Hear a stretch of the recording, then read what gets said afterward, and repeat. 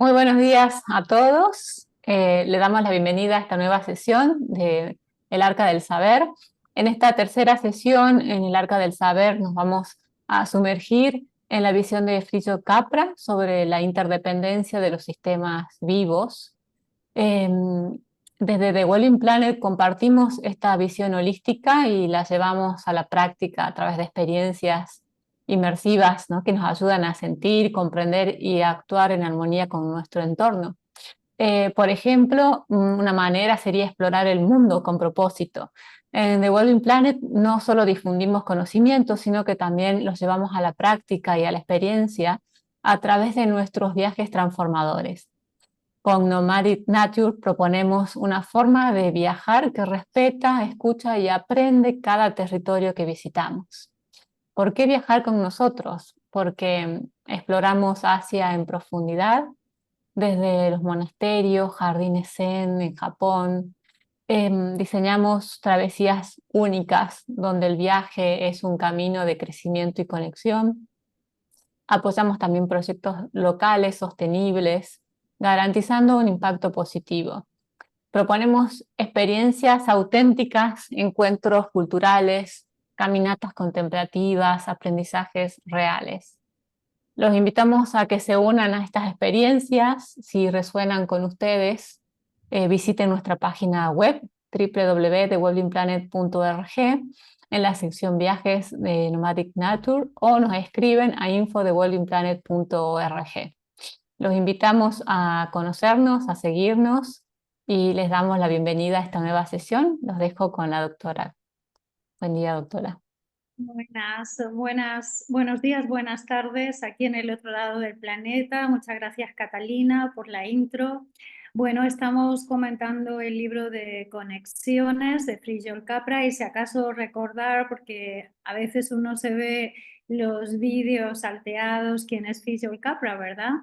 Fritjof Capra es un físico teórico o un pensador, si quieren, un filósofo sistémico, más bien un ecofilósofo, diría yo, austríaco que comenzó su carrera en la física atómica, pero de esta física atómica se fue a la física cuántica y uno de sus libros más importantes, a mí que me gusta mucho leer, recomendaría revisitar El Tao de la Física. Es un libro de 1975 donde él explora muchos paralelismos de la física moderna con la mística oriental, justo como tú estabas haciendo hoy, ¿no? Porque si algo tenemos nosotros en esta casa es esa confluencia entre las ciencias contemplativas, sin distinción, el taoísmo, el confucianismo, el budismo y también la ciencia, esta no dualidad entre la ciencia y la espiritualidad con un enfoque hacia la biofilia.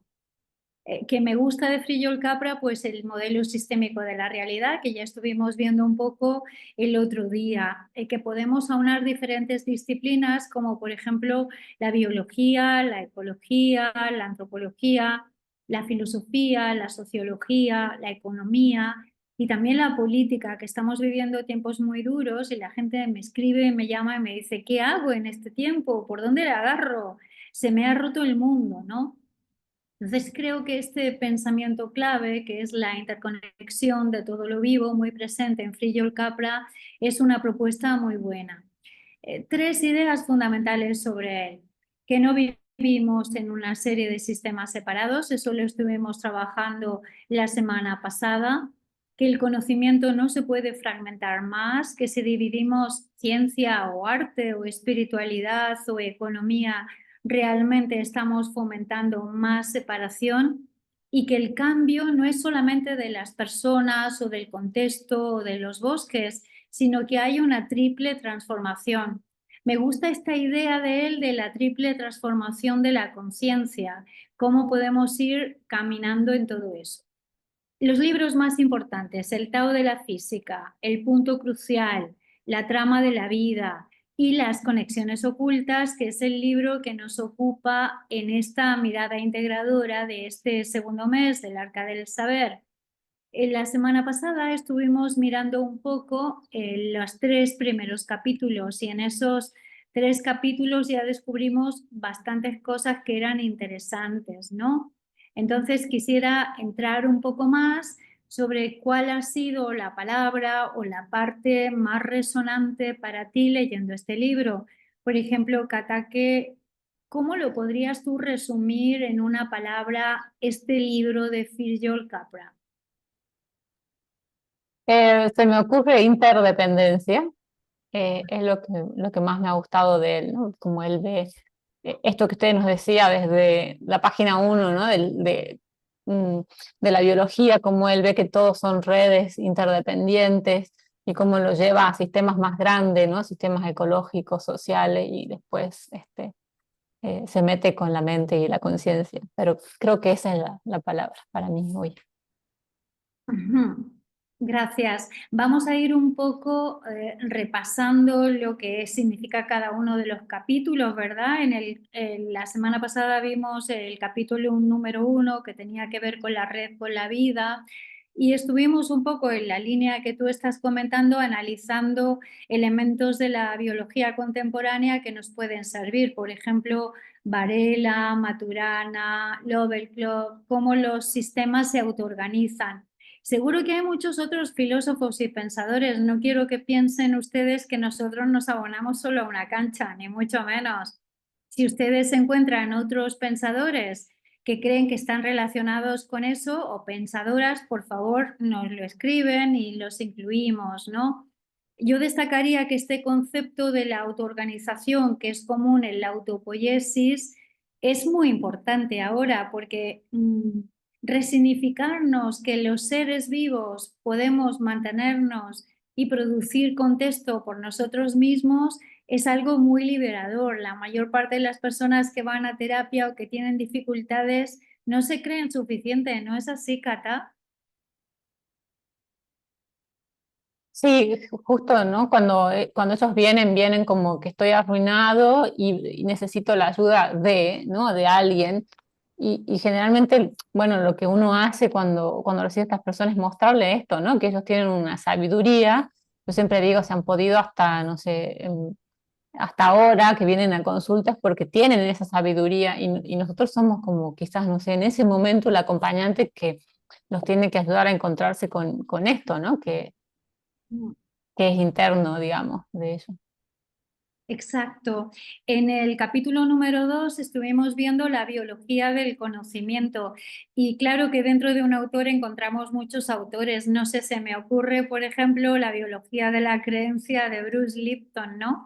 Porque Lipton también está hablando de que el conocimiento no es una representación del mundo externo. O Alan Watts, el famoso filósofo que supo traducir toda la mística oriental y hacer que los occidentales la comprendieran con un cierto sentido del humor. En este segundo capítulo, Capra nos recuerda la importancia del conocer y la interacción entre el organismo y su entorno. Él se cuestiona mucho el dualismo entre la mente y el cuerpo y dice que todo aquello que no se conoce no se vive. Entonces, ¿qué es para él la cognición? Un fenómeno biológico. Es muy interesante porque en el oráculo de Delfos encontrábamos una frase que decía, conócete a ti mismo. Y creo que podríamos resumir toda la sabiduría del universo en esa frase, ¿no? Conócete a ti mismo, como la conciencia y la inteligencia, que son propiedades emergentes de la vida, forman parte de una ética. ¿Qué te parece esta idea, Cata? Totalmente, ¿no? Y él como iba contra la ciencia mecanicista, digamos, esta que separa, ¿no? El objeto del sujeto que conoce. Eh, Creo que va de la mano, ¿no? O sea, esto de romper con esa dualidad y, y ver que tanto nosotros somos partes de un sistema más grande y por lo tanto el conocimiento también, ¿no? O sea, no es individual, sino que es parte del mismo sistema y red de interacciones. Exacto. En el capítulo número 3 encontramos un poco en esa línea el origen de la conciencia y las ideas claves que él nos propone es una idea que tiene que ver con la interdependencia, pero también con el interser y lo podríamos vincular a filósofos y maestros como por ejemplo Chin-Han Han, ¿no? Que a nosotros nos gusta mucho dentro de la casa y lo estudiamos en psicoterapia contemplativa. Las ideas claves de este capítulo es que la conciencia humana no surge como si fuera un champiñón, sino que es una graduación de la evolución. No es súbdito de algo, ni pertenece a una cultura, a la cultura anglosajona o a la egipcia o a la asiática, sino que la conciencia humana, a través de sus múltiples niveles de conciencia, crea este nivel de autoconciencia reflexiva. Y aquí es muy importante entender que el lenguaje es un papel esencial para construir una identidad o una narrativa de nosotros mismos, pero no todas las personas tienen acceso al mismo nivel de lenguaje. A veces nosotros creemos que el lenguaje son las palabras, pero el lenguaje es también la capacidad de observarnos a nosotros mismos, de observar el entorno, de planificar. Y la base de nuestra cultura y de las civilizaciones ha sido la conciencia que ese grupo tenía de lo que era el paradigma. La conciencia, insisto, no es un milagro, sino que es una continuidad natural. Y si lo viéramos desde ese punto de vista, me acuerdo mucho a la obra de Mircea Eliade, cuando él habla sobre las diferentes religiones y filosofías en la historia como algo que ha sido un proceso. Entonces no podemos decir que uno sea mejor o peor o que me conviene más esto o lo otro, sino que en realidad están correlacionadas desde esta multilateralidad de la experiencia. ¿Tú qué crees de esto, Cata? Es como coherente, ¿no? Con lo que venía él hablando, si la cuestión de los sistemas, o bueno, ¿no? La evolución, perdón, por así decirlo, es complejo y es de interrelación. También él ve que la conciencia como eso también, ¿no? Como algo que emerge y que también es un sistema complejo, y que la conciencia surge de esas interacciones, ¿no? O sea, no somos como no somos sistemas cerrados, ¿no? Entonces, me parece que lo ve como una evolución, o sea, así como lo ven los seres naturales o en los sistemas biológicos, por decir, esto de la conciencia me parece que también lo plantea de esa forma, ¿no? Y también me gusta esto eh, de la no separación, digamos, de vernos como que somos materia, pero también somos esta energía y estamos interconectados de ese lugar también. Sí, y esto nos llevaría al capítulo número 4, donde él relaciona mucho el concepto de la mente y el cuerpo, rechazando mucho la visión cartesiana. Recordamos a Antonio Damasio en El error de Descartes, ¿no? O en La sensación de lo que ocurre, también autores que estudiamos en psicoterapia contemplativa, que el cuerpo no es una máquina, sino una totalidad que siente, conoce y crea. Capra introduce la noción de mente encarnada, qué maravilloso, que más adelante nosotros hemos ido trabajando bastante en todo lo que sería, por ejemplo, la terapia somática, el embodiment, cómo de importante es la corporalidad. Muchas personas meditan y solo se sientan y creen que trabajar una transformación de la conciencia va a tener que ver solo con la mente, pero no pensamos con el cerebro, sino con todo el cuerpo y nuestras emociones, los gestos, la postura, hasta el metabolismo son parte de esta interacción.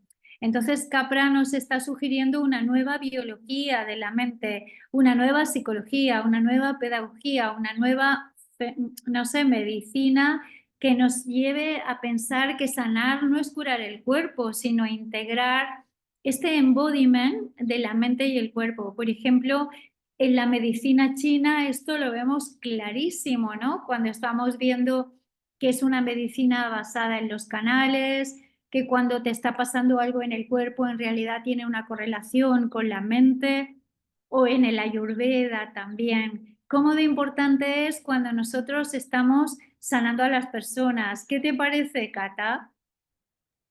Me acordaba también, cuando la escuchaba, no recuerdo el autor, capaz que usted me ayuda ahí, pero en neuropedagogía también vimos algo de esto, pero aplicado a la pedagogía, ¿no? Como, por ejemplo, creo que era en esta parte donde la pedagogía era basada en proyectos, lo bonito era que el proyecto salía de la necesidad de ese contexto, o sea, es como esto aplicado, ¿no? O sea, como el aprendizaje de los niños, ¿no? De esta mente, no solamente está en el cuerpo, sino también en el contexto, ¿no? Entonces proponían esto, como que lo que aprendan los niños salga de ese contexto y también esto de las acciones corporales, la interacción con el entorno, ¿no? O sea, no me acuerdo quién era el autor que proponía eso, pero creo que va de la mano, se parece bastante. Sí, yo creo que tú estás hablando del Zero Project Mm, de Howard Gardner en la Es, Universidad de Harvard, que sí, el Zero Project, Gardner, que estaba muy preocupado por el estado académico de la sociedad norteamericana de Estados Unidos, yo creo que ahora debe de estarlo mucho más, ¿no? Empezó a trabajar con una serie de filósofos esta idea de poner la mente a cero y de ir integrando a la sociedad. Y justo nos llevaría al quinto capítulo de Fritjof Capra. La gente puede pensar que nosotros estamos con un guión, pero verdaderamente esto es una conversación fluida que estamos teniendo. En el capítulo 5 habla Capra de la conciencia y la sociedad. Y aquí las ideas claves son como la conciencia individual está modelada por la sociedad y la cultura, porque como nosotros compartimos mente, compartimos lenguajes, símbolos y valores, compartimos también formas desde los gobiernos hasta arquitectura. Aquí el concepto clave es cómo nosotros, cuánto nuestra cultura tiene sentido dentro de nosotros, cuánto la tenemos integrada, ¿no? A veces vamos buscando otras culturas sin tener integrada la nuestra y también cuánto nosotros estamos dispuestos a integrar otras culturas que no son pertenecientes a nuestra cultura original. No sé, quiero poner un ejemplo. Yo he vivido en muchos países y no todos han sido tan integradores como otros, ¿no? A veces uno tiene muchos mitos, como por ejemplo creerse que Escandinavia es muy integradora o que Europa lo es, y cuando uno lo vive, pues se da cuenta que no, o que Estados Unidos también lo es, ese mito de the land of opportunity. Yo en este momento me encuentro viviendo en Emiratos Árabes, en concreto en Dubái, y más o menos un porcentaje de entre un 20 y un 25% somos expatriados. O sea, concretar con lo colectivo y a la vez respetar lo local me parece un cambio fundamental. No basta con reconocer nuestra propia cultura, sino cuánto yo me puedo abrir a las demás. Esto tiene mucho que ver con la conciencia y con un fenómeno social e histórico que hemos vivido de una forma bastante fake, que era la globalización. Lo único que hemos globalizado eran los capitales, pero en realidad toda esta vida que es una red, como él dice, una metáfora, es una forma de biología ampliada en nuestra psique. ¿Qué te parece a ti esa idea, Cata? wow, y creo que no tomamos conciencia de eso, ¿no? Lo pensaba, capaz porque que veo muchos adolescentes y esto de la globalización y las redes, y me daba cuenta cómo a veces ellos ni siquiera terminan de, ¿no? construir su identidad y por lo tanto hacer todo este proceso que tienen que hacer con su propia cultura y se ven expuestos a las redes, a las culturas de otros y muchas veces eh, toman esta cultura del otro como sin un proceso, ¿no? Como hasta forzado por ahí. Entonces, eh, que ahí es cuando se ve, ¿no? También esto, cómo, hasta dónde llega esta noción de nuestra conciencia, porque bueno, ahora tenemos que integrar no solo nuestra cultura, sino también estas otras culturas que nos llegan a través de las redes, es como, ¿no? Mm. Me quedé pensando en eso. Exactamente. Eso nos podría llevar a la tercera parte del libro, donde él habla sobre el sistema social y la red humana. En el capítulo número 6 nos habla mucho de las organizaciones como sistemas vivos. De nuevo nos dice, las organizaciones no son máquinas, sino que son sistemas vivos, llenos y que producen significados, ¿no? Esto me hace pensar mucho en cómo nosotros necesitamos rediseñar las organizaciones no solo desde una visión humanista, sino también cómo vamos a integrar la eficiencia de la inteligencia artificial, ¿verdad? O sea, nosotros estamos usando ChatGPT, el WhatsApp, el Telegram, no sé, todo, todas las redes. Y creemos que nosotros las estamos usando, pero no nos paramos a pensar cómo ellos cambian estas redes, nuestro modelo de relación y también de colaboración, porque han creado estructuras completamente diferentes. Aquí el concepto clave de este capítulo es cuánto estas organizaciones que nosotros creíamos que aprendían colectivamente, como tú decías, ¿no?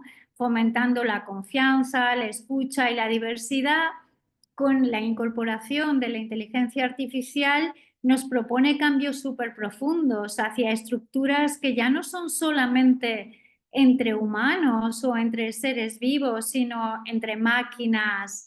Voy a recomendar de nuevo la lectura de un autor que también le suelo leer bastante y pensarle, que es Byung-Chul Han y Yuval Noah Harari, cuando nos están hablando sobre la reflexión, Byung-Chul Han desde la vida contemplativa o Yuval Noah Harari en su último libro sobre qué rol juega la inteligencia artificial en nuestras vidas. ¿Cómo ha cambiado la tuya, Catalina, con la AI? Bueno, creo que también pensaba esto, ¿no? Es una prueba más de que somos sistemas totalmente cambiantes y abiertos, es esto, ¿no? O sea, porque queramos o no, la interacción con las máquinas, con la inteligencia artificial es algo que lo estamos haciendo, ¿no? Incluso hay algunas personas que no lo saben, pero ya tienen inteligencia artificial en su teléfono sin saberlo, ¿no? Entonces, eh, lo peligroso creo que está justamente en rechazar o no incorporar esto sin tener un conocimiento, ¿no? O sea, porque está, vos no lo sabés, pero ya está, ya te está afectando, ¿no? Y cuando uno lo empieza a conocer, por supuesto que cambia. Yo lo utilizo incluso en las terapias con los adolescentes, les digo que lo usen, pero bueno, también siempre con tratar de meter un poco el tema del pensamiento crítico, porque esto voy con el peligro de las redes, de que los chicos copian y pegan nada más, sin tener, ¿no?, ese pensamiento crítico. Así que bueno, sí, creo que es algo que nos está impactando y a mí también en el trabajo, en la fundación, en la consulta, con mis hijas, o sea, está en todos lados. Sí, exactamente. Y eso nos lleva al capítulo 7, donde él habla de la globalización. Como he dicho antes, la economía globalizada nos dio como una esperanza falsa, como cuando le regalas a un niño un globo y de repente nomás cogerlo ya se va volando, ¿verdad? Y te quedas llorando en la esquina sobre esos principios que en un principio creíamos que eran buenos, pero al final lo que han hecho ha sido reducir al ser humano a un proceso de capital. El concepto clave en este séptimo capítulo es entender que la economía globalizada tiene que reconocer los límites del planeta, valorar el bien común, promover el bienestar integral. Y ahí le voy a dar importancia al pensamiento sistémico y recomendar dos autores que son, a mi entender, dos grandes pensadores. La primera es Tania Singer, que ha trabajado mucho en los circuitos de la empatía, que es una psicóloga y economista neurocientífica del Max Planck Institute. Quizás ustedes no la conocen, pero vale la pena que la busquen y que la conozcan. Y el segundo libro que recomendaría es Collapsology. Collapsology, de dos autores que se pasaron la friolera de 10 años analizando procesos para ver en qué puntos estábamos. Entonces ellos lanzan toda la teoría de la colapsología como parte de un movimiento regenerativo basado en la cooperación más que en la competencia. Y te plantean cosas muy fuertes, como por ejemplo, esta camiseta que te estás comprando en X, ¿sabes qué va a pasar con ella? ¿La vas a reciclar? O este bote de, o esta hamburguesa de, ¿sabes de dónde viene y qué cosas han pasado para que lleguen a tus manos? No sé, ¿qué te parece esa idea, Cata? Eh, creo que nos lleva a pensar también, ¿no? Como si uno no tiene conciencia de todo eso, caemos, como usted dice, ¿no? En la ilusión de, eh, en una fantasía en realidad, ¿no? Em, que justamente Capra me parece sumamente coherente, ¿no? Porque si te viene diciendo, hablando del sistema biológico, de sistema social, y cómo también lo lleva a esta parte de la economía, ¿no? De cómo propone esta economía donde justamente si somos, ¿no? Un todo y un sistema global, como en esta economía nosotros también tenemos que tener en cuenta, ¿no? Los recursos naturales que tenemos, esta interdependencia o esta intersostenibilidad, ¿no? Que él propone como algo, como un bien común a cuidar, ¿no? Y como creo que si no vemos todo eso, la globalización se queda en una fantasía, nada más, ¿no?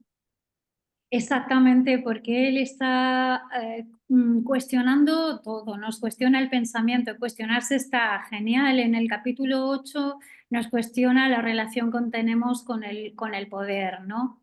No solo el poder como una forma externa que se ejerce para crear estructuras, sino el poder como narrativa. A veces el poder en cuanto a nuestra palabra, a nuestra normalización y a qué instituciones internas obedecemos o desobedecemos.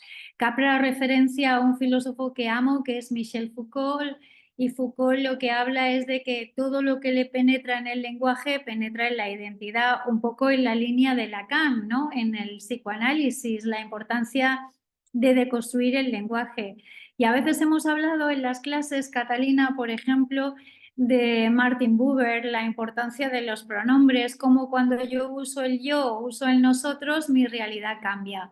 Y si no quieren ustedes creernos, pues hagan la prueba, intenten durante un día no decir la palabra yo y digan la palabra nosotros y a ver qué pasa, ¿no? O sea que las relaciones del poder también no solo es dar poder a los otros, sino ayudarnos a nosotros a recuperar la capacidad de nosotros desde una acción consciente. Eso es muy importante porque cuando nosotros no tenemos el poder, vamos en contra de los otros porque lo tienen. Y eso es el dilema del amo y el esclavo. De nuevo, Hegel, cuando está interactuando entre la opresión ecológica del mí y del we. ¿Cómo podemos cultivar algo desde la raíz de nuestra propia morfología como es el lenguaje? Tú hiciste la prueba, Cata. Sí, me acuerdo de una clase que para mí, un retiro que para mí fue wow, ¿no? Cuando hablamos del lenguaje y cómo el lenguaje puede cambiar modos de vinculación, ¿no? O sea, fue impresionante. Y empecé a poner atención justamente a cómo usaba yo los pronombres y había momentos en los cuales yo decía, escuchaba o leía, ¿no? En nosotros y era como que me generaba y yo ahí me daba cuenta que yo no estaba como incluida, que entonces ese nosotros, ¿no? Y empecé a tomar ahí en cuenta esto y después cuando yo me descubro diciendo nosotros, también fue para mí un descubrimiento porque dije, o sea, qué gran diferencia, ¿no? Hay en esto. Y en esto que proponía Capra también, ¿no? O sea, como si este amo y esclavo, digamos, sería para él una mentira o una fantasía, porque si él dice, ¿no? Que somos un sistema, entonces no hay como un poder que tenga uno, sino como que el poder también se tendría que distribuir en ese sistema, ¿no? En esas conexiones. Eso me pareció muy bonito. Exacto. Eso nos lleva al capítulo 9 que él habla mucho de la sostenibilidad y la tecnología, porque hasta ahora el nosotros, en el mejor de los casos, se constituía con seres vivos, ¿no? Pero ahora el nosotros se va a tener que constituir también con la tecnología. Y la tecnología no es neutral, porque su uso y sus consecuencias tienen valores culturales y decisiones políticas. Capra propone que el desarrollo de la tecnología vaya alineada con la vida, con la equidad, con el entorno. Ayer justo leía un artículo que decía en American Science que, bueno, ya es posible borrar nuestras memorias. Así que si ustedes tienen memorias negativas, pues ya van a poder ir y borrarse esas memorias mientras duermen. Y me preguntaba yo si es que estamos tan ciegos a este progreso técnico como para creer realmente que la tecnología como solución mágica nos va a dar un criterio de compatibilidad con la evolución. Estamos jugando con realmente diseñar los procesos faltando el respeto a los ciclos naturales. No sé, por ejemplo, pienso en un duelo, ¿no? ¿Te duele que se haya muerto esta persona? No importa, te borramos las memorias, ¿no? Entonces, es como absurdo cómo podemos reducir los procesos mediante los cuales hemos aprendido con el uso de la tecnología. Y aquí en este caso no es que la tecnología tenga la culpa, sino que nosotros estamos buscando atajos para entrar en los sueños del otro. No, me aterra esto de que no te respeten ni el dormir o en la meditación del otro para borrarte cosas. No rechazo la tecnología, Capra tampoco, pero exijo un cambio de propósito y desde luego que planteemos que si este cooperar con la naturaleza de la vida, a qué llamamos vida y qué estamos dispuestos a hacer para, entre comillas, no sufrir y alargarlo, ¿no? Aquí parece que lo más importante es que vivamos todo lo más posible, que seamos todos súper felices y que no tengamos ninguna experiencia de dolor. Pero el dolor, Catalina, no tiene un valor terapéutico. Totalmente. Bueno, creo que esto es uno de los capítulos más controvertidos de él, sobre todo con la parte científica, ¿no? Que hace todos estos experimentos con animales, de crear órganos en los animales y qué sé yo, ¿no? Por ejemplo.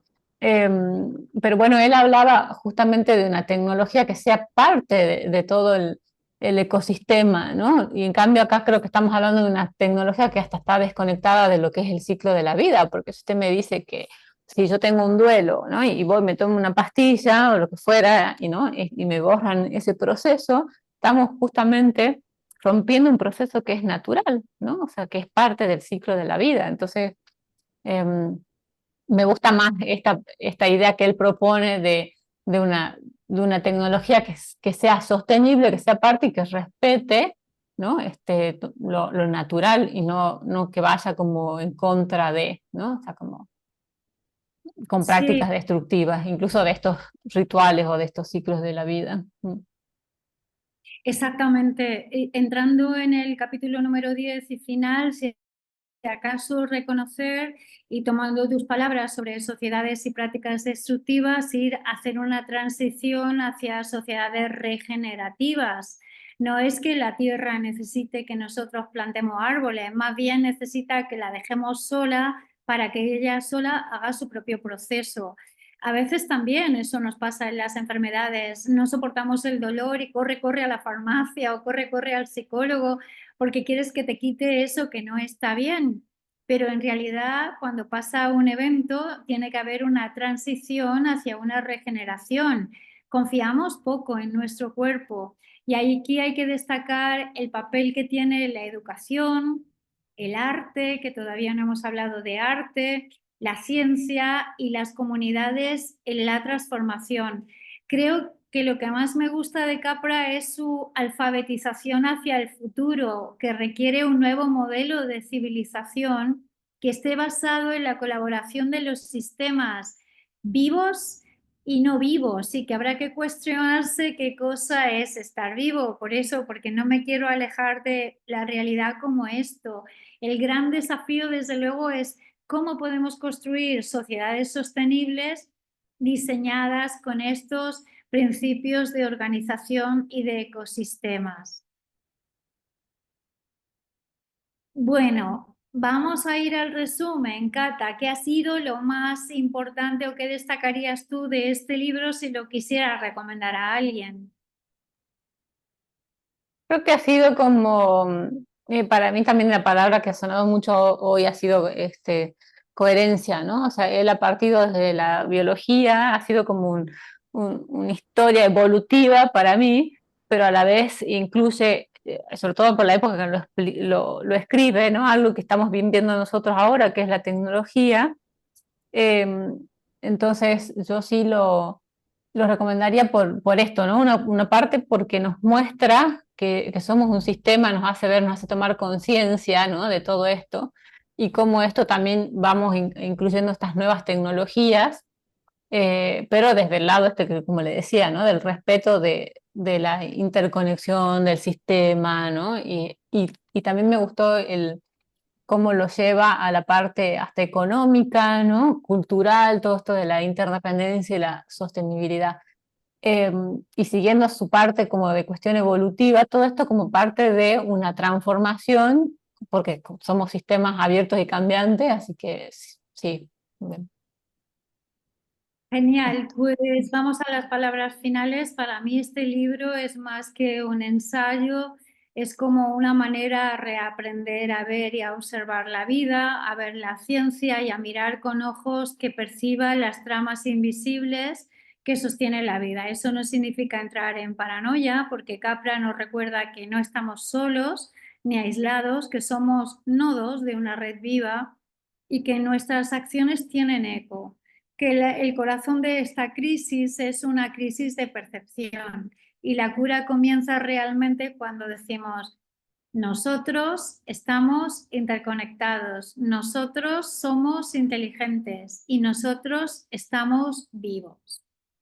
Mis preguntas finales para seguir pensando, aquí se las dejo. ¿Qué tipo de redes están alimentando hoy con sus decisiones? ¿En qué redes se andan? ¿Qué formas de conexiones necesitan recuperar o sanar? Y cómo esta visión podría darle forma a una manera de enseñar, de liderar o de amar. Porque el mundo es una red de relaciones, porque les apreciamos y porque aprendemos de ver esa red. Así que vamos a seguir cuidándonos. Les deseamos una bonita semana desde el Arca del Saber y nos vemos en el próximo libro, ¿verdad? Así es. Nos vemos en la próxima. Muchas gracias, que esté muy Gracias, bien. Ruth.